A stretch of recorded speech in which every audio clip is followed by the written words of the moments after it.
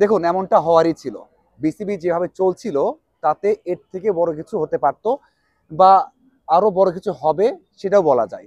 দেখুন যখন দায়িত্ব নিয়েছে গত ৪ থেকে ৫ মাস এমন অনেক কিছুই হয়েছে বিসিবিতে যেটা হয়তোবা আপনারা বা অনেকেই জানেন না। আমরা হয়তোবা টুকটাক খবর পেয়েছি যেগুলো হয়তোবা মনে হয়েছে যে প্রাথমিক স্টেজে আছে অথবা বিসিবি মাত্র দায়িত্ব নিয়েছে, অনেক কিছুই ধীরে ধীরে ঠিক হয়ে যাবে। কিন্তু ভেতরে এমন অনেক কিছু ঘটে গেছে যেটা কিন্তু অনেক বড় একটা কিছু হতে পারতো বাংলাদেশ ক্রিকেটে। দেখুন না, বাংলাদেশের ক্রীড়া উপদেষ্টা উনি নিজেই কিন্তু বলেছে একটা সময় যে বিসিবি চলছে জোড়াতালি দিয়ে। উনার কথা বলার পরেই কিন্তু একটা ইন্ডিকেশন সবাই পেয়েই গেছেন যে বিসিবিতে কি চলছে।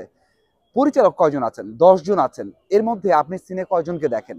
আকরাম খান, মাহবুব আনাম, মিঠু অথবা আগে যারা ছিলেন বা যারা আছেন এখন তাদেরকে আপনি দেখতে পারেন?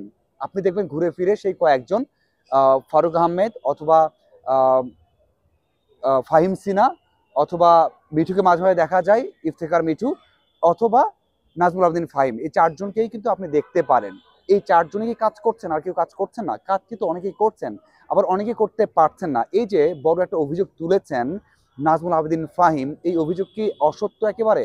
একেবারে অসত্য না। দেখুন এরপরেই কিন্তু কথা বলেছেন ফারুক আহমেদ। উনি বলেছেন যে না, একটা হিট দ্য মোমেন্টে হয়তোবা একটা রাগ করে কথা বলেছেন।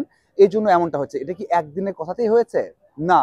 নাজমুল আবেদিন ফাহিম আগে থেকেই ঠিকমতো কাজ করতে পারছিলেন না। এটা আমরা জেনেছি। এবং সবচেয়ে বড় বিষয় হচ্ছে উনাকে কোনো ডিপার্টমেন্টের চেয়ারম্যান করা হয়নি।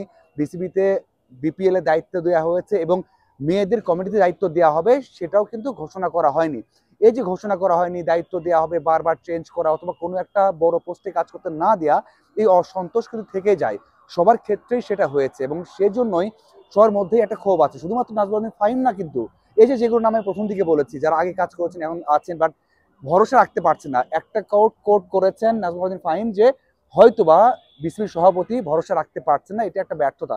দেখুন যদি আকরাম খান, আকরাম খান তারপর মাহবুব আনাম অথবা যারা আগের আছেন, বেশ কিছু নাম আরো আছে, তাদের উপর ভরসা রাখতে পারতেন তাহলে কিন্তু কাজটা ভাগ করে দেওয়া যেত অথবা আরো ভালোভাবে কাজ করা যেত। সেটা কিন্তু আমরা দেখিনি। একেবারে স্পষ্ট বিষয়। এবং এই যে ঘটনা ঘটেছে যে রাগ করে টিকিটের যেদিন সমস্যা হলো ওইদিন রাগ করে কথা বলেছেন, অসম্মান করে কথা বলেছেন, এটা ১ মাস আগেও একটা ঘটনা ঘটেছে। তখনও কিন্তু নাজমুল আবেদিন ফাহিম এই একই অবস্থায় গিয়েছিলেন যে তিনি হয়তো পদত্যাগ করবেন। সেটা হয়তো বা কেউই জানেন না, বাট তখনও একটা সিচুয়েশন ক্রিয়েট হয়েছিল। তার মানে এই বিষয়টা কিন্তু বারবার ঘটছে, এই জন্য এখন সামনে এসেছে। এখন সমস্যাটার সমাধান হবে কিভাবে? এটার আহ সমাধানটা কি? বিসিবি সভাপতি বলেছেন হয়তো একটা নির্বাচন দেওয়া হবে, তারপর হবে। এই যে নির্বাচনটা, এই নির্বাচন কি দ্রুত দেওয়া সম্ভব হবে? এই বছরের অক্টোবরে নির্বাচন হওয়ার কথা রয়েছে। তার আগে আরেকটা নির্বাচন করার কথা ছিল যে শূন্য পোস্টগুলোতে হয়তোবা নিয়োগ দেওয়া হবে বা শূন্য পোস্টের জন্য নির্বাচন হবে। সেটা তো সম্ভব হবে না এখন। কারণ আর তো হাতে সময় নেই। তার মানে অপেক্ষা করতে হবে। এই অপেক্ষা করতে করতে ভোট চলবে কি করে?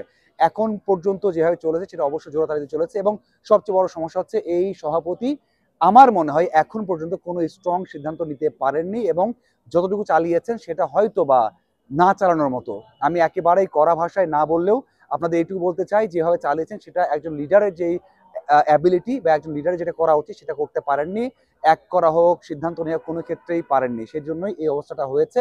আমার মনে হয় যে সবগুলো বোর্ড পরিচালকের মধ্যে অসন্তোষটা রয়েছে এবং শুধু মনে হয় নাই, আমি বিশ্বাস করি এবং আমি জেনেওছি বেশ কয়েকজনের কাছ থেকে এভাবে চলতে থাকলে মনে হয় যে বাংলাদেশ ক্রিকেটের আরো ডেভেলপমেন্ট হবে না অথবা আরো বেশি খারাপ অবস্থায় যাবে, বোর্ডের অবস্থা আরো বেশি খারাপ হয়ে যাবে এবং এভাবে চলতে থাকবে। আমার মনে হয় যত দ্রুত সম্ভব এই কমিটিটা বন্টন করা উচিত এবং আমার মনে হয় এই ঘটনার পর সেই কাজটা বিসিবি সভাপতি করবে। বিসিবি সভাপতি এখন পর্যন্ত যেটা বললাম যে সব ক্ষেত্রেই আমার মনে হয় যে ব্যর্থতার পরিচয়টা দিয়েছেন। আপনার কি মনে হয়? অবশ্যই কমেন্ট করে জানাবেন। ধন্যবাদ সবাই সাথে থাকার জন্য। আশা করি আর আপডেট এবং বিশ্লেষণ নিয়ে হাজির হয়ে যাব।